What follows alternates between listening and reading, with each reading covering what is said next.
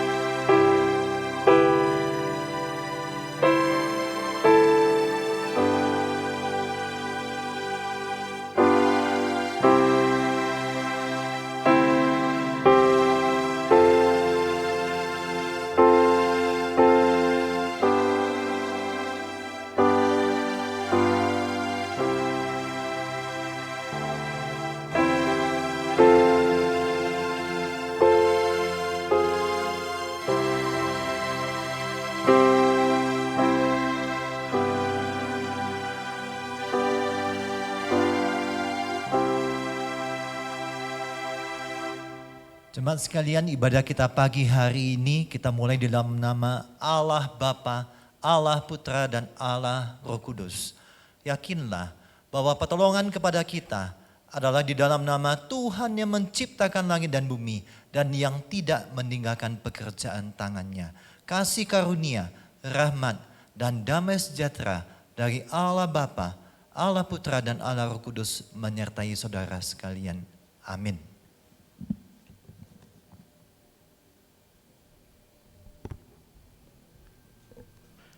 Jemaat yang dikasihi Tuhan, kita patut bersyukur karena di tengah masa-masa yang sulit ini, Allah yang menciptakan kita, Allah pula yang memelihara kita. Allah melindungi kita serta mendengar doa-doa kita. Mari kita menghampiri tatanya dan kita puji Tuhan yang Maha Kuasa.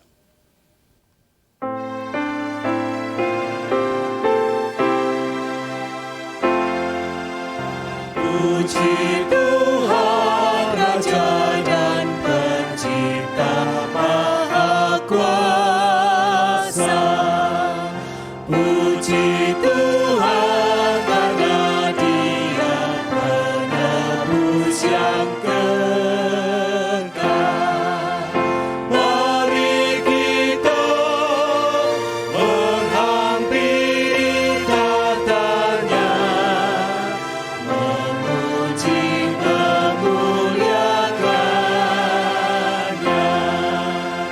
puji Tuhan yang memerintah semesta alam. Kau dilindungi di bawah naungan sayapnya. Hai, lihatlah yang mendengar doamu, memimpin jalan hidupmu.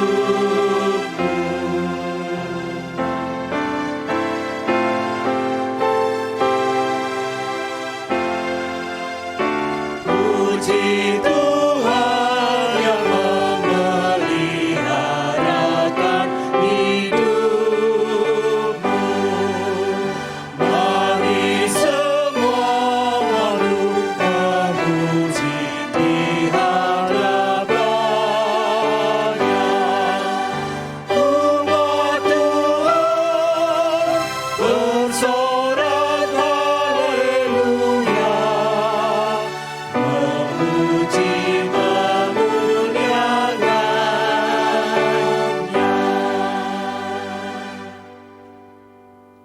Mari kita masuk dalam doa pembukaan.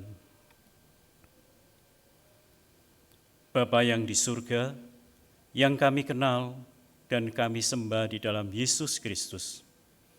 Terima kasih Bapa, di tengah-tengah masa yang sulit ini, di tengah-tengah keterbatasan kami, Tuhan tidak pernah meninggalkan kami. Di masa-masa yang sulit ini, Tuhan selalu memelihara kami. Terima kasih Tuhan untuk kasih setiamu, untuk pemeliharaanmu kepada kami semua, anak-anakmu. Ya Bapa, pagi ini kami akan beribadah. Dimanapun kami berada, mari Tuhan Engkau hadir di tengah-tengah kami, menguasai hati dan pikiran kami. Dan jikalau sebentar kami akan memuji Tuhan, memuliakan nama-Mu, teristimewa mendengarkan firman-Mu. Mari Tuhan Engkau layakkan kami. Ampuni Tuhan dosa-dosa kami, dosa-dosa yang terselubung. Ampuni Tuhan jikalau kami sering mendukakan Tuhan dan sesama kami, baik lewat pikiran, perkataan maupun perbuatan kami. Mari Tuhan Engkau kuduskan kami sebelum kami menyembah Engkau. Ya Bapa, saat ini kami juga mengingat saudara-saudara kami yang mungkin mereka tidak bisa beribadah, banyak keterbatasan. Mungkin mereka bepergian, mungkin mereka mengalami tawar hati, mungkin mereka meninggalkan Tuhan. Mari Tuhan, Engkau berbelas kasihan dan menilik mereka satu persatu. Terima kasih Bapa, akhirnya ibadah kami di pagi hari ini kami serahkan dalam pimpinan tangan-Mu. Biarlah Tuhan yang menguasai kami, mulai permulaan, pertengahan, sampai akhirnya. Di dalam nama Tuhan Yesus kami bersyukur dan berdoa. Amin. Jemaat yang dikasihi Tuhan, berikut berita anugerah pagi ini yang diambil dari 1 Petrus 1 ayat 18 dan 19. Sebab kamu tahu bahwa kamu telah ditebus dari cara hidupmu yang sia-sia, yang kamu warisi dari nenek moyangmu. Itu bukan dengan barang yang fana, bukan pula dengan perak atau emas, melainkan dengan darah yang mahal, yaitu darah Kristus, yang sama seperti darah anak domba yang tak bernoda dan tak bercacat. Jemaat yang dikasihi Tuhan, mari kita bersama-sama dengan orang percaya dari segala abad dan tempat, kita akan mengikrarkan pengakuan iman kita. Pengakuan iman rasuli.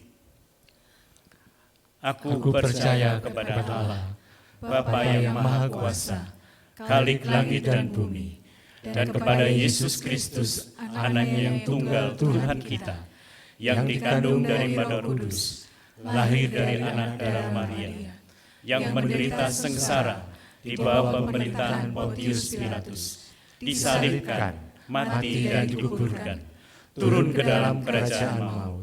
Pada hari yang ketiga, bangkit pula dari antara orang mati, naik ke surga, duduk di sebelah kanan Allah, Bapa yang Maha Kuasa.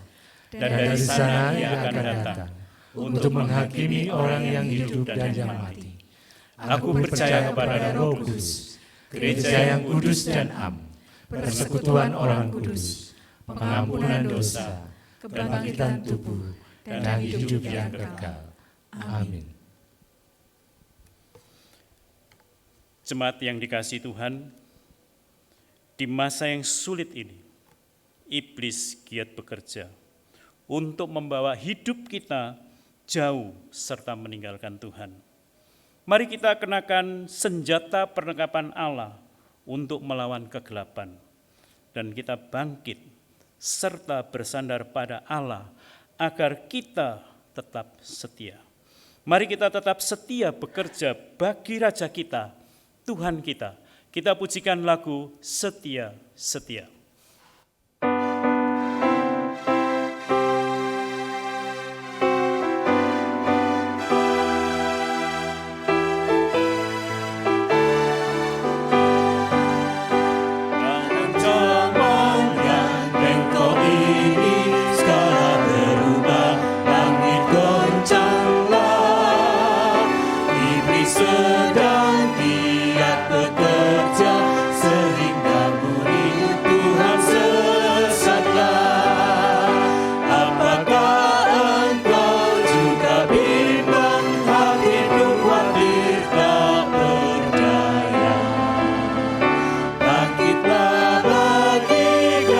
Surya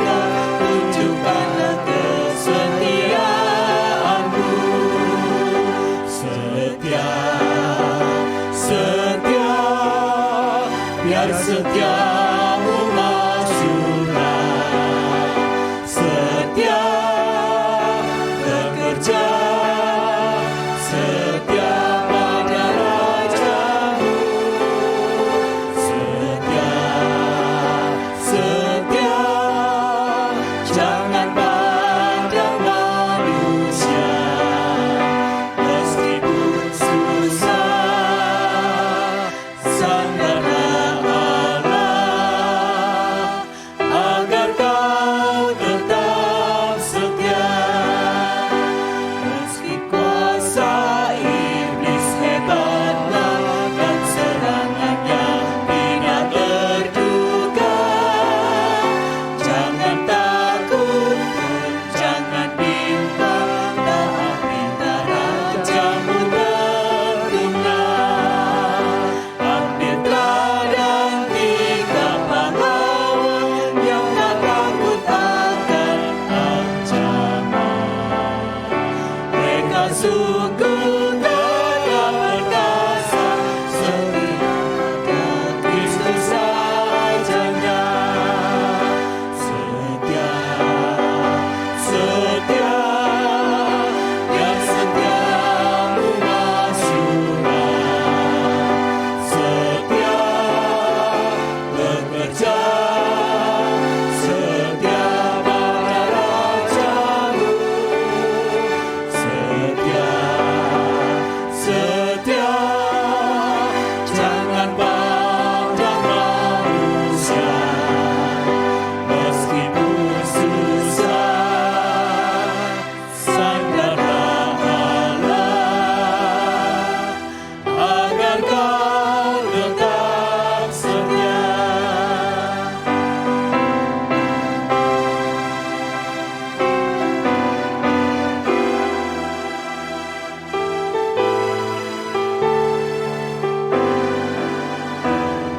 Tunjukkanlah kesetiaanmu dalam segala pekerjaanmu, kesusahan yang sementara akan diganti dengan mulia. Kristus kembali dengan segera menyambut hamba-Nya yang setia. Engkau yang telah bersedia boleh masuk surga yang mulia. Setia, setia, biar setiamu majulah, setia bekerja, setia pada rajamu, setia, setia, jangan pandang manusia, meskipun susah, sandarlah Allah, agar kau tetap setia.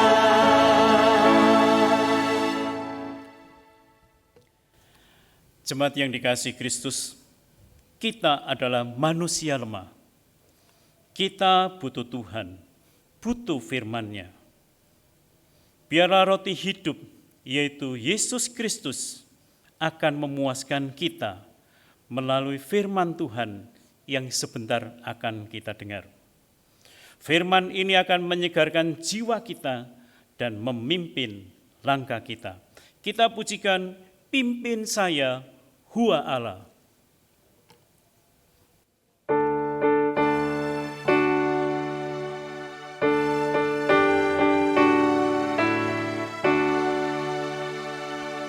Pimpin saya, Hua Allah, pimpin saya yang lemah, dengan tangan yang berkuasa, jalan lurus ke surga. Roti hidup, puaskanlah nyawaku. Roti hidup,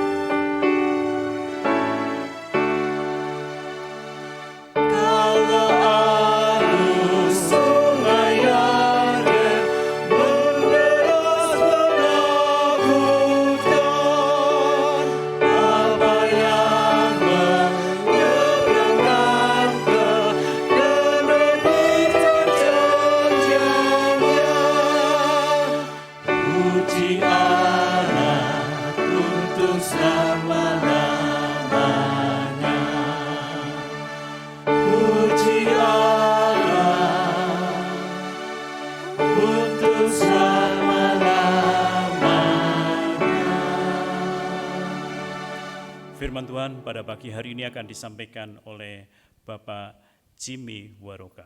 Kepada Bapak Jimmy Waroka kami persilakan.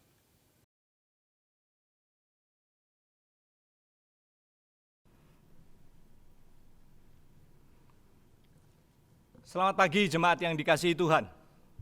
Kita akan bersama-sama belajar kebenaran firman Tuhan. Marilah kita memohon pimpinan Tuhan, tuntunan Tuhan sehingga kita boleh mengerti dan bahkan diberikan keberanian untuk menjadi pelaku firman. Mari kita berdoa. Tuhan, kami mengucap syukur. Pada pagi hari ini kami boleh beribadah memuji dan memuliakan nama Tuhan. Kami akan bersama-sama belajar kebenaran firman Tuhan. Tolonglah kami ya Tuhan, sehingga kami boleh mengerti apa yang Tuhan ingin sampaikan kepada kami. Sehingga sungguh firman-Mu itu boleh menjadi pelita yang menuntun setiap langkah-langkah kehidupan kami. Berkati hamba-Mu, Engkau pakai untuk menjadi saluran berkat, untuk menyampaikan isi hati Tuhan. Terima kasih ya Tuhan.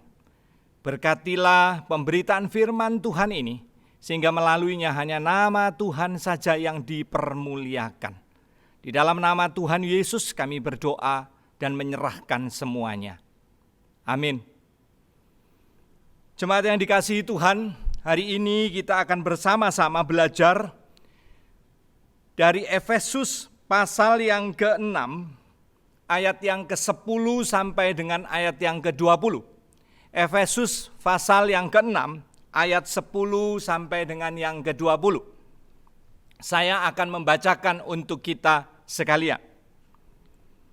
Akhirnya hendaklah kamu kuat di dalam Tuhan, di dalam kekuatan kuasa-Nya. Kenakanlah seluruh perlengkapan senjata Allah, supaya kamu dapat bertahan melawan tipu muslihat iblis. Karena perjuangan kita bukanlah melawan darah dan daging, tetapi melawan pemerintah-pemerintah, melawan penguasa-penguasa, melawan penghulu-penghulu dunia yang gelap ini, melawan roh-roh jahat di udara. Sebab itu ambillah seluruh perlengkapan senjata Allah, supaya kamu dapat mengadakan perlawanan pada hari yang jahat itu, dan tetap berdiri sesudah kamu menyelesaikan segala sesuatu. Jadi berdirilah tegap, berikat pinggangkan kebenaran, dan berbaju sirahkan keadilan. Kakimu berkasutkan kerelaan untuk memberitakan Injil damai sejahtera. Dalam segala keadaan pergunakanlah perisai iman. Sebab dengan perisai itu kamu akan dapat memadamkan semua panah api dari si jahat. Dan terimalah ketopong keselamatan dan pedang roh, yaitu firman Allah. Dalam segala doa dan permohonan, berdoalah setiap waktu di dalam doamu itu dengan permohonan yang tak putus-putusnya untuk segala orang kudus. Juga untuk aku, supaya kepadaku jika aku membuka mulutku, dikaruniakan perkataan yang benar, agar dengan keberanian aku memberitakan rahasia Injil, yang kulayani sebagai utusan yang dipenjarakan. Berdoalah supaya dengan keberanian aku menyatakannya, sebagaimana seharusnya aku berbicara. Demikianlah firman Tuhan. Berbahagialah kita yang membacanya, merenungkannya, bahkan melakukannya dalam kehidupan kita. Bapak Ibu jemaat yang dikasihi Tuhan,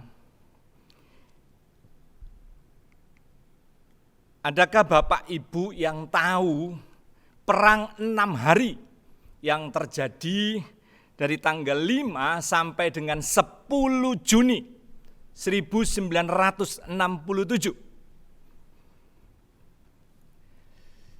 Boro-boro perang 6 hari, perang Diponegoro aja mungkin kita lupa. Tahun berapa itu terjadi? Perang Diponegoro 1825 sampai 1830, hanya terjadi 5 menit saja. Dah. 5 tahun gitu ya, dari tahun 1825 sampai 1830. Tapi perang 6 hari ini ada sesuatu yang menarik, yaitu perang yang terjadi antara Israel dengan beberapa negara-negara Arab. Dan ada beberapa perbandingan di sini tentang jumlah tentara dan juga jumlah pasukan, jumlah pesawat, jumlah tank begitu ya. Dan bisa kita lihat, bisa kita saksikan, Israel memiliki kurang lebih 300 pesawat tempur, 800 tank, total serdajunya kurang lebih 264.000. Dan beberapa negara Arab itu memiliki 959, hampir 1.000 pesawat tempur, 3 kali lipat. Tanknya 2.500 juga 3 kali lipat lebih banyak. Total serdajunya 2 kali lebih banyak, 547.000. Dan apa yang terjadi? Ini yang terjadi. Hasil perang 6 hari itu, kemudian di hari yang ke-7 itu ada gencatan senjata. Dan yang menarik, Israel memenangkan perang itu. Padahal secara jumlah kalah. Jadi di tanggal 11 terjadi gencatan senjata dan disetujui. Nah, kalau di peta ini, Bapak Ibu bisa melihatnya. Peta ini menggambarkan Israel itu yang kuning itu sebelum perang. Dan Israel setelah perang itu memiliki di daerah yang warnanya ya orange, tapi orange muda begitu ya. Yaitu tepi barat dan juga di semenanjung Sinai. Jadi karena perang 6 hari ini, termasuk juga jalur Gaza. Perang 6 hari ini membuat Israel itu menjadi lebih besar. Ada banyak hal yang terjadi kalau kita bisa buka di Google begitu ya. Ini cerita sejarah sudah terjadi sekian puluh tahun yang lalu. Nah, saya ingin menceritakan tentang orang ini yang bernama Eli Cohen. Apa hubungannya dia dengan peperangan 6 hari?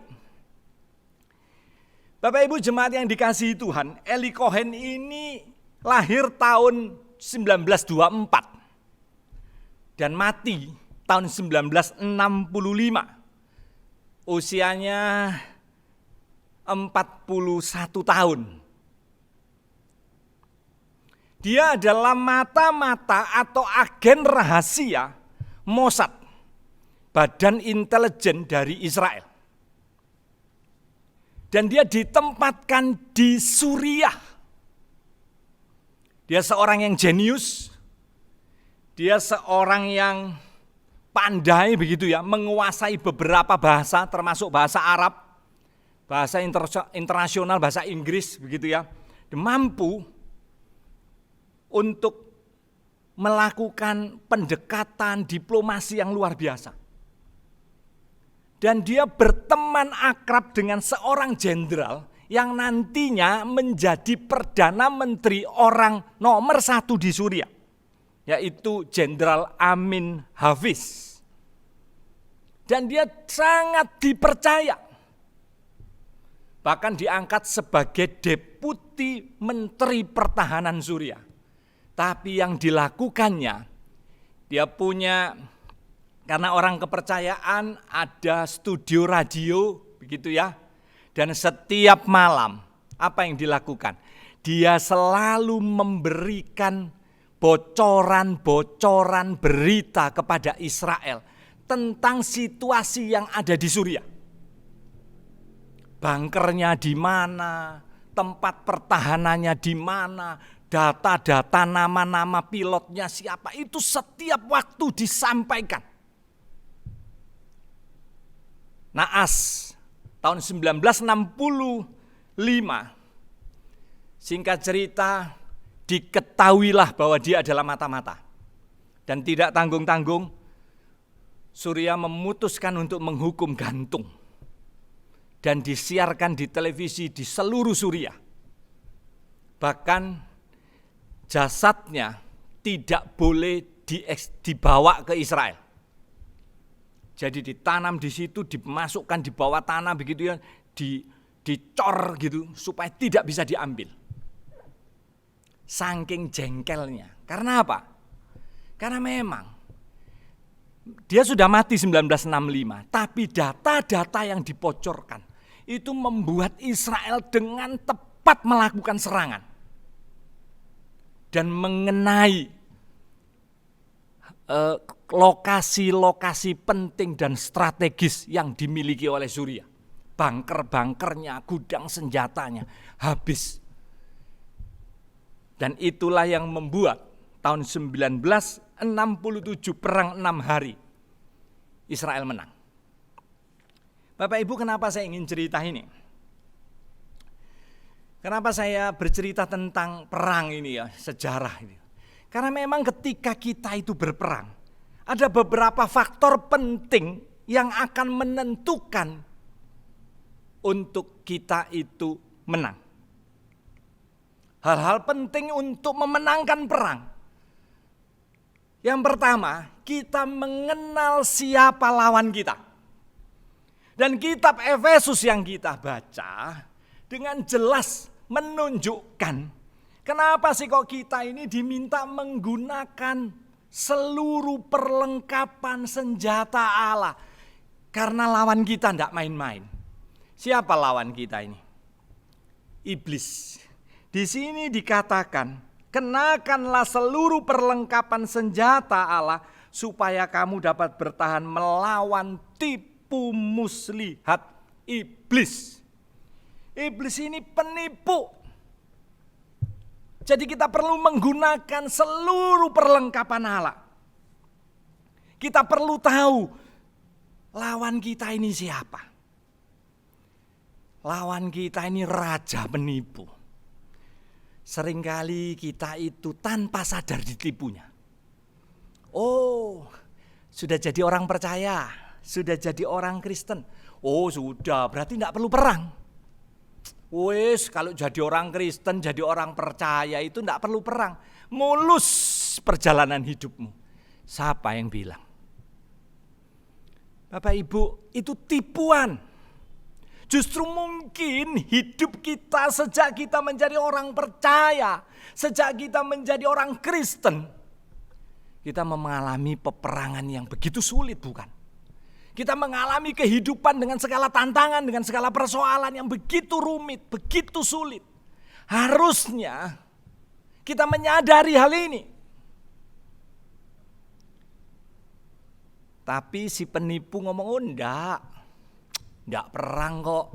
Enggak apa-apa, hidupmu akan mulus. Kalau kamu jadi orang Kristen, kamu pasti akan sukses, kamu pasti akan berhasil. Dan itu tipu muslihatnya.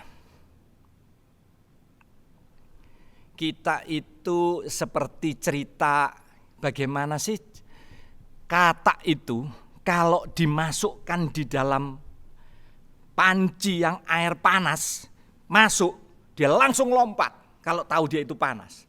Tapi kalau itu di air biasa, dia masuk, dia akan berenang. Padahal dia tidak tahu bahwa api di bawah sudah nyala, kompor itu jadi suike dia nanti. Dia tidak tahu, tidak menyadari. Seringkali si penipu iblis itu membuat kita tidak sadar bahwa kita sedang terlena. Oh tidak apa-apa ke gereja, bagus itu, tapi tidak perlu hidup kudus. Cukup hari Minggu saja. Senin sampai Sabtu, yalah. Kalau bohong-bohong sedikit, kalau lakukan ini itu sedikit, enggak apa-apalah. Toh nanti hari Minggu seperti hari ini kalau beribadah nanti ada doa syafaat, gitu yang tadi ada doa pengakuan dosa beres. Itu tipu daya si iblis. Bahkan kita menyadari seringkali kita ditipunya untuk kita mencampur adukkan iman percaya kita dengan hal-hal yang lain. Kita ditipunya, oh enggak apa-apa, kamu sudah beriman tapi juga di sana atau di sini atau di tempat yang lain ada hal yang bisa memperkuat iman kita. Dan kita mencampur adukkannya, iman kita mensinkritismenya dengan budaya, dengan hal-hal yang lain. Ingatlah siapa lawan kita. iblis itu sang penipu. Hal yang kedua, untuk memenangkan perang itu, kita memerlukan senjata. Dan ayat 14 sampai ayat 17 menceritakan atau menggambarkan, Paulus menggambarkan senjata itu. Bahkan ada penafsir yang mengatakan Paulus ini selalu dekat dengan para tentara. Soalnya dia bolak-balik ditangkap, bolak-balik dipenjara. Jadi mungkin dia juga bisa melihat dengan jelas ini tentara-tentara ini. Apa saja kelengkapannya. Nah, ini kelengkapannya. Di ayat 14 sampai dengan ayat yang ke-17, di situ dikatakan gitu ya. Berikat pinggangkan kebenaran, berbaju sirahkan keadilan, kakimu berkasutkan kerelaan untuk memberitakan Injil damai sejahtera. Dalam segala keadaan pergunakanlah perisai iman, sebab dengan perisai itu kamu dapat memadamkan semua panah api dari si jahat. Dan terimalah ketopong keselamatan dan pedang roh, yaitu firman Allah. Ada kurang lebih 6 perlengkapan yang dimunculkan oleh Rasul Paulus. Dan saya rasa kita mungkin sangat bisa mengerti hal ini. Kostum atau perlengkapan perang di zaman-zaman dahulu, gitu ya. Kenapa ada perlu ikat pinggang? Ya karena supaya kalau enggak seret gitu ya. Enggak melorot. Ya boleh ada perang melorot gitu ya. Ya kita harus ikat pinggang dengan baik, begitu ya.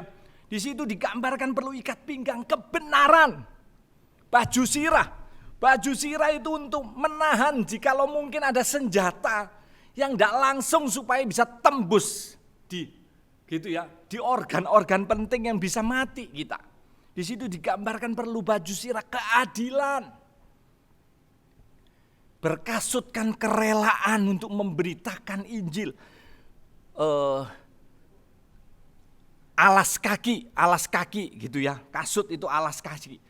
Perisai digambarkan di situ, perisai iman. Iman di dalam Yesus Kristus. Itulah yang menjadi perisai kita. Supaya ketika panah api si jahat itu akan menyerang kita, ada perisai iman, kita tangkis. Bapak Ibu, kalau zaman dulu itu memang kan tidak ada senjata api, begitu ya. Panah itu memang ujungnya diberi sesuatu untuk tir begitu, untuk supaya kemudian dinyalakan api, kemudian ditembakkan, kemudian dilesatkan. Dan perisai itulah yang akan menolong untuk panah itu tidak tembus ke baju sirah atau mengenai daerah muka. Perisai itu yang akan menahan. Demikian juga ketika harus berhadapan satu lawan satu. Pedang lawan kita bisa tangkis dengan perisai, atau tombaknya kita tangkis dengan perisai. Itu iman di dalam Yesus Kristus. Gunakanlah ketopong keselamatan atau helm, gitu ya. Itu yang dipakai, yang digambar ini. Untuk supaya daerah yang begitu penting ini bisa terlindungi. Keselamatan di dalam Tuhan Yesus Kristus melalui kematiannya dan kebangkitannya. Dan yang terakhir itu pedang roh, yaitu firman Tuhan. Saya ingin sedikit membahas tentang pedang roh firman Tuhan. Ini satu-satunya senjata. Bukan untuk bertahan. Pedang ini untuk menyerang. Kenapa kok dikatakan firman Tuhan? Bapak Ibu jemaat yang dikasihi, mengingat tidak ketika Tuhan Yesus dicobai oleh si jahat, oleh iblis itu. Apa yang dia katakan? Ada tertulis. Ketika dia habis berpuasa 40 hari 40 malam. Iblis datang dan mencobainya. Dan selalu dijawab. Ada tertulis. Itu merupakan serangan yang sungguh sangat tajam dan menghancurkan si jahat. Ada tertulis, ada tertulis.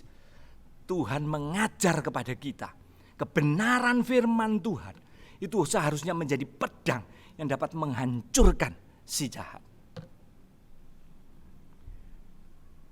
Pertanyaan saya, apakah Bapak, Ibu, dan saya meyakini senjata yang dikatakan di Efesus ini masih tokcer, masih punya kekuatan, masih sakti untuk menghadapi peperangan rohani?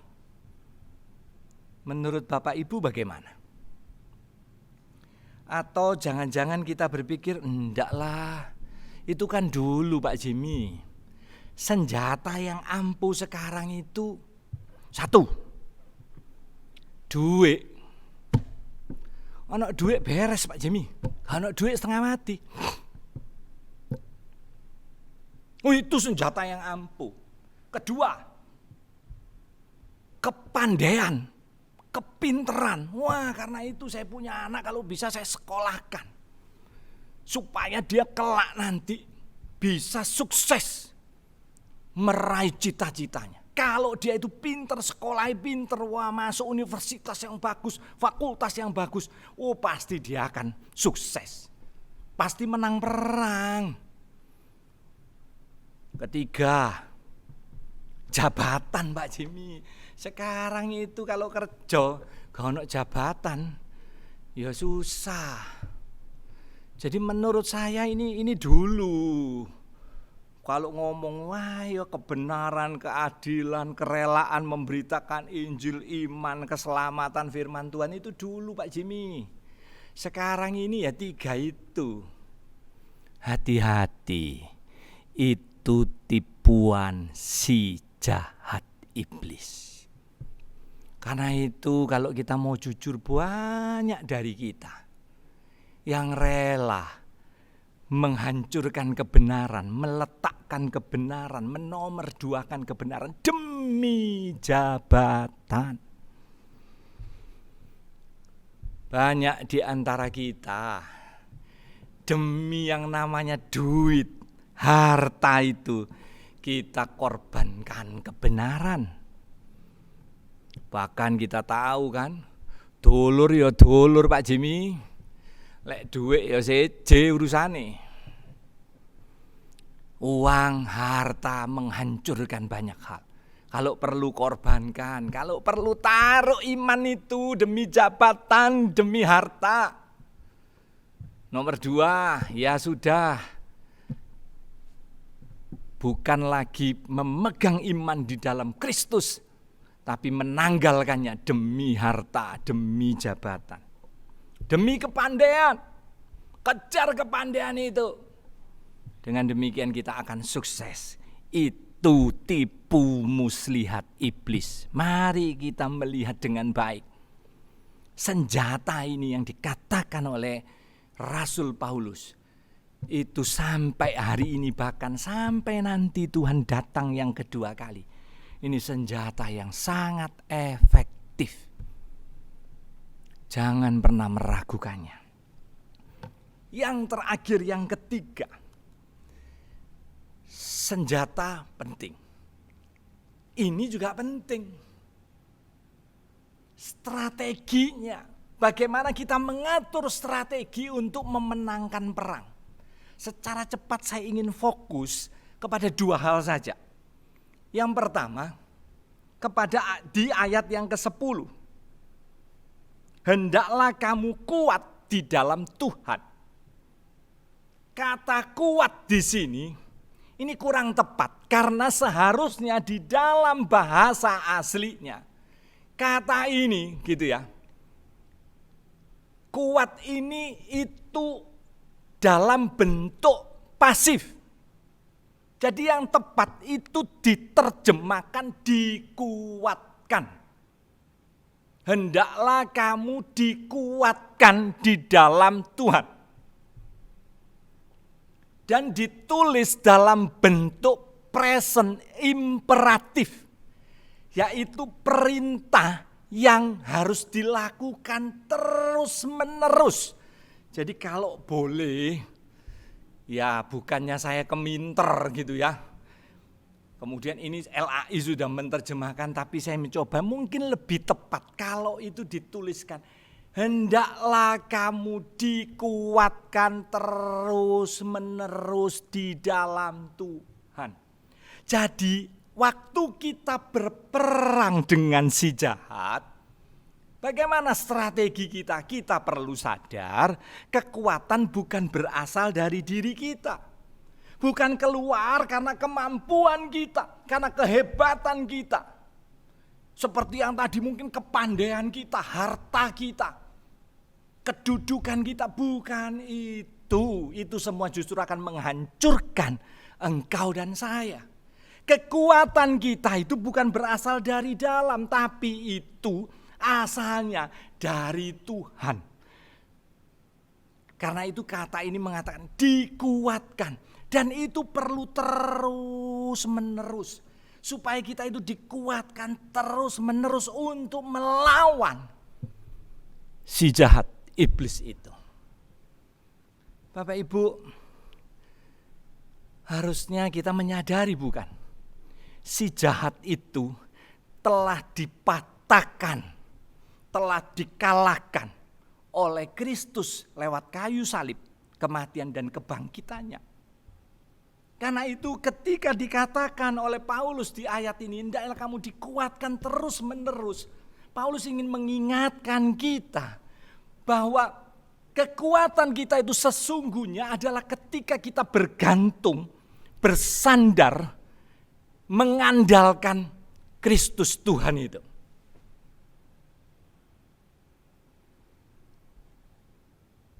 Yang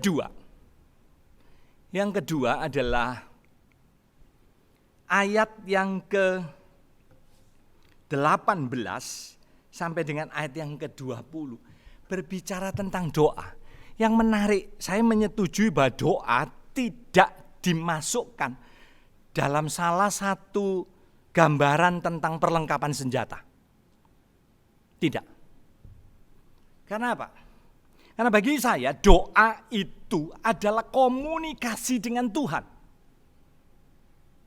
Jadi ketika strategi kita menyadari kekuatan kita itu asalnya dari Tuhan, harusnya kita itu memiliki hubungan komunikasi terus dengan Dia. Dengan Tuhan itu yang sudah mengalahkan si jahat itu. Dan di dalam komunikasi ini, di dalam kedekatan kita dengan Tuhan, di sanalah kunci kemenangan kita. Karena itu dikatakan, kita perlu berdoa itu setiap waktu.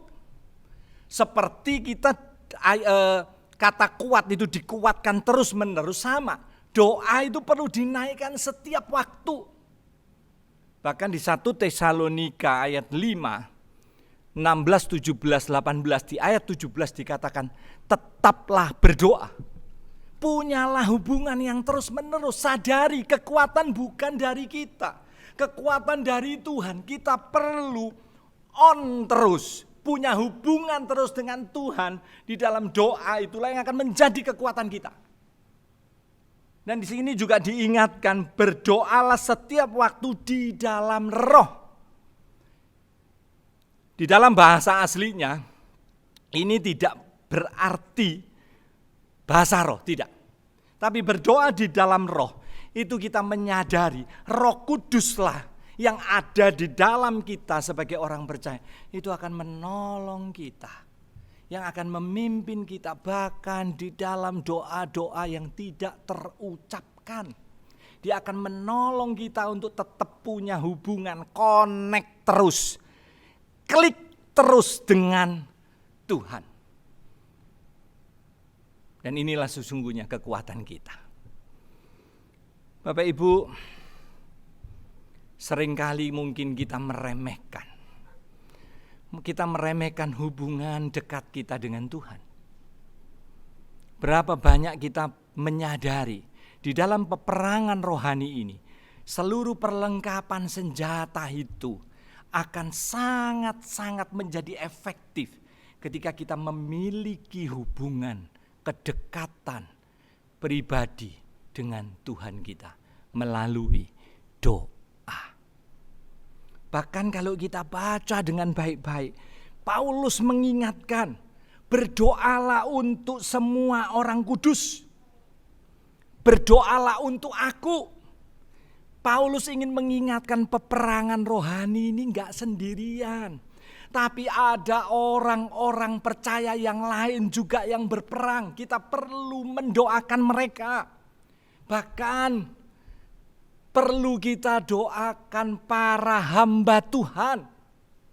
Para pelayan Tuhan seperti Paulus memohon kepada jemaat di Efesus. Doakanlah aku supaya aku diberikan keberanian untuk memberitakan firman, memberitakan Injil itu.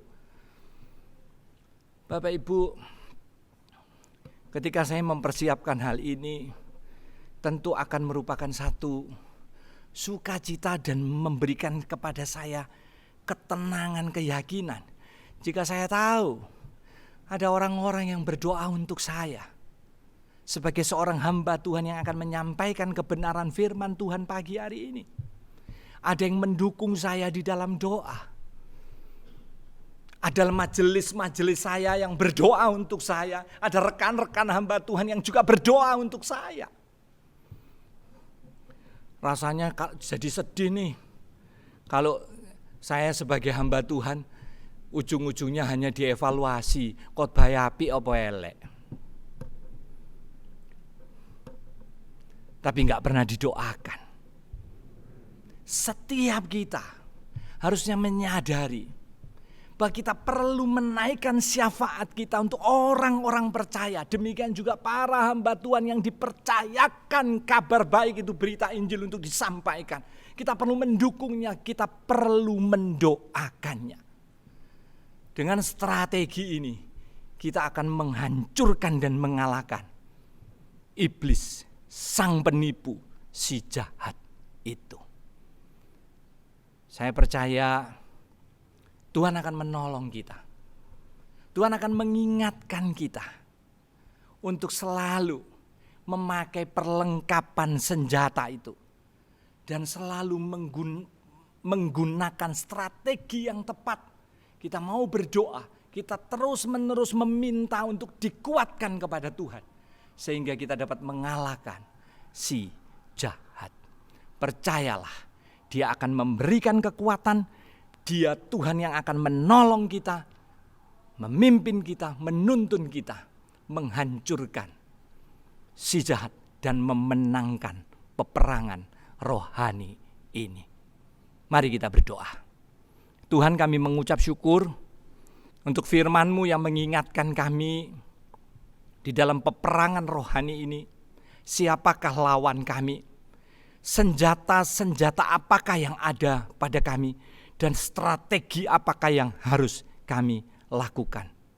Tuhan, tolong kami sehingga sungguh Tuhan melaluinya kami boleh memenangkan peperangan rohani ini, menghancurkan tipu muslihat iblis, dan hidup kami boleh memuliakan nama Tuhan. Terima kasih ya Tuhan, terpujilah nama-Mu. Hanya di dalam nama Tuhan Yesus Kristus kami sudah berdoa dan mengucap syukur. Amin.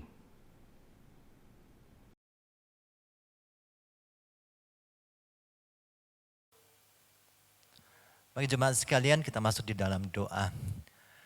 Ya Tuhan, kami sungguh bersyukur untuk firman Tuhan pada pagi hari ini yang kembali mengingatkan kami bahwa ada suatu dunia yang lain, dunia roh yang sedang ada di sekitar kami yang terus kami berjuang mengalami peperangan rohani.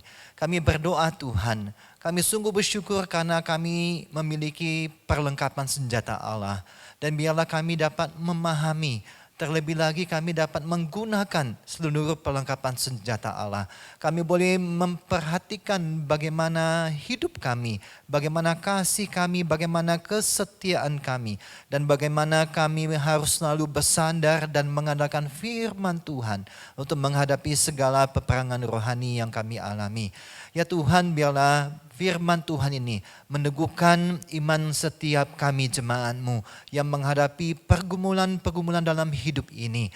Kami tahu ada kuasa-kuasa yang bekerja, tetapi kami boleh mempunyai keyakinan bahwa kami akan menang melawan kuasa-kuasa jahat tersebut karena kami memiliki perlengkapan senjata Allah. Terima kasih Tuhan untuk Bapak Jimmy Waruka yang telah menyampaikan firman Tuhan. Kiranya Tuhan terus memakai beliau dalam pelayanan baik di sekolah maupun di bidang manapun yang Tuhan percayakan. Terima kasih Tuhan. Ya Tuhan, kami juga berdoa untuk bangsa dan negara kami Tuhan. Kami berdoa dalam pergumulan saat ini pemerintah terus mengupayakan untuk mengatasi kondisi keadaan yang ada. Kami juga berdoa biarlah pemerintah diberikan hikmat bijaksana dari Tuhan sehingga dapat menekan dari angka penyebaran dari COVID-19 ini.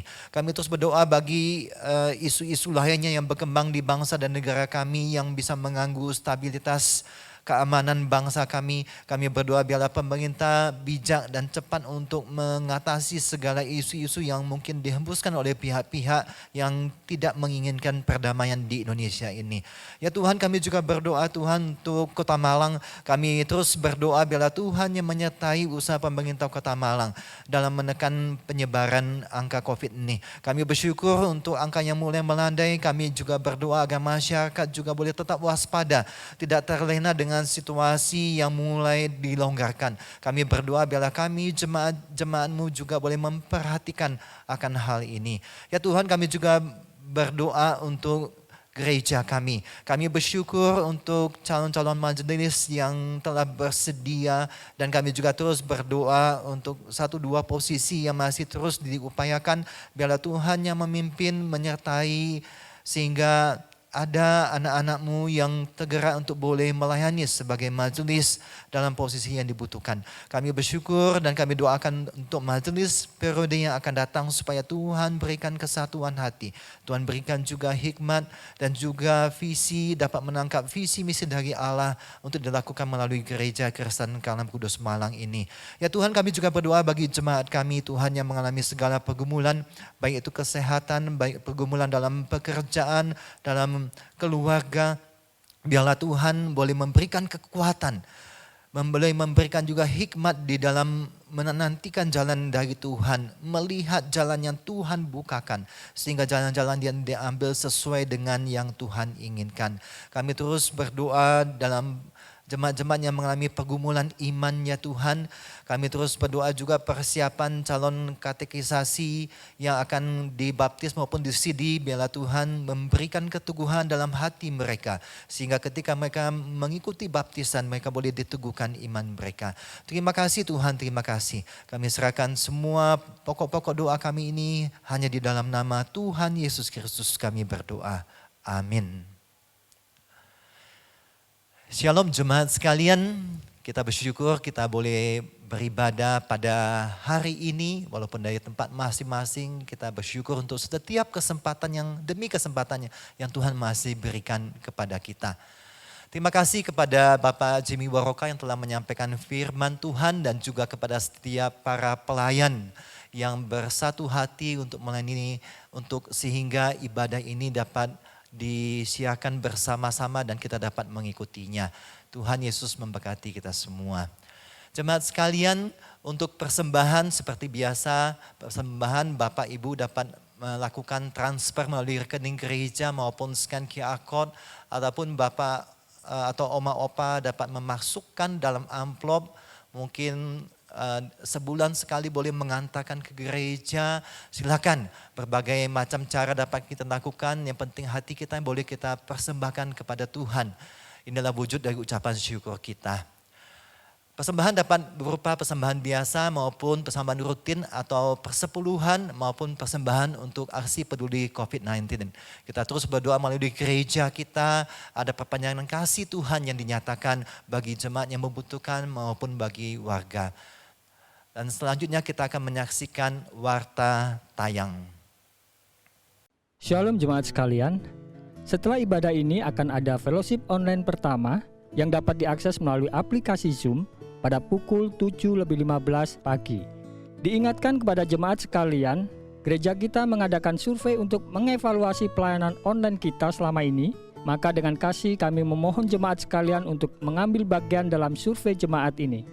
Berikut link untuk pengisian form survei. Batas akhir pengumpulan hari Senin 9 November 2020.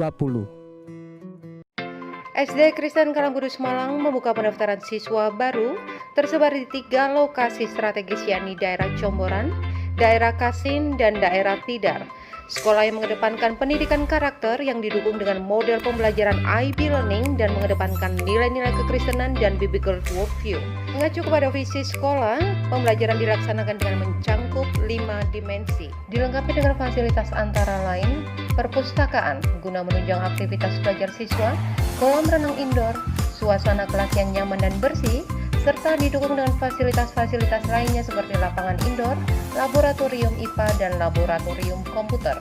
Segera daftarkan putra dan putri Anda di SD Kristen Kalangkudus Malang. Dengan informasi pendaftaran dapat menghubungi kami dengan kirim teks ke nomor WhatsApp 081914795715 atau kunjungi media sosial kami SKKK Malang.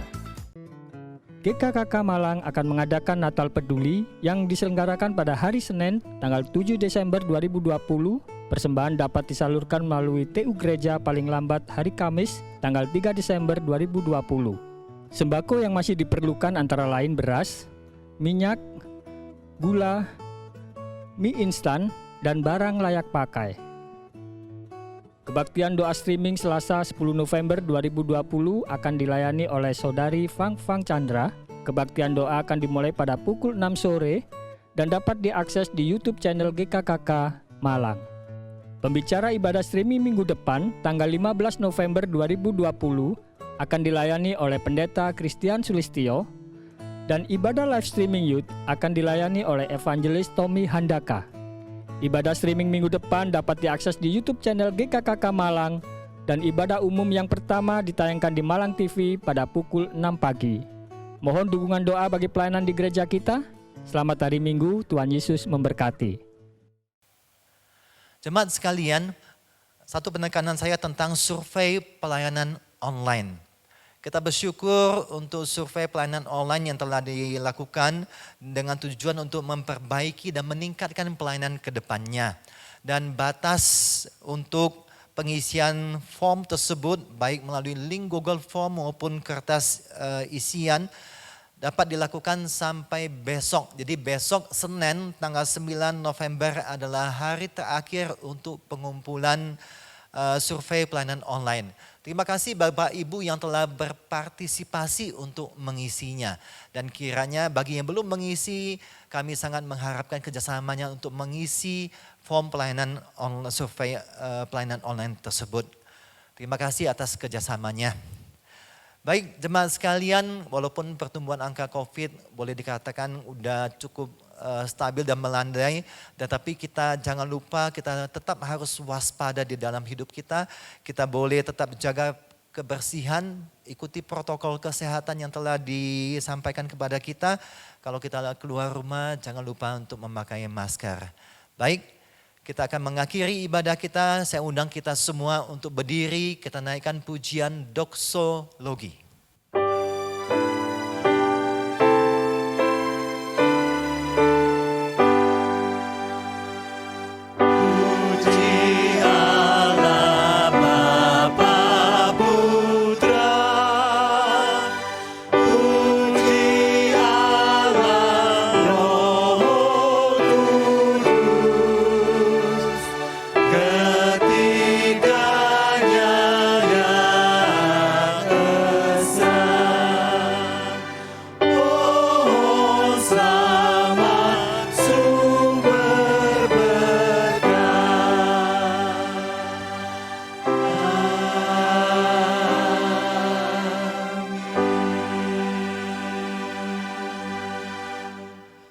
Jemaat yang dikasihi oleh Tuhan dan yang mengasihi Tuhan. Kiranya kita menjadi jemaat yang berkemenangan di dalam peperangan rohani yang kita alami dalam setiap hari. Karena kita mengandalkan perlengkapan senjata Allah. Dan arahkanlah mata hati dan pikiran kita kepada Tuhan. Dan terimalah berkat dari Tuhan. Tuhan memberkati engkau dan melindungi engkau. Tuhan menyinari engkau dengan wajah-Nya dan memberi engkau kasih karunia. Tuhan menghadapkan wajah-Nya kepadamu dan memberi engkau damai sejahtera. Amin.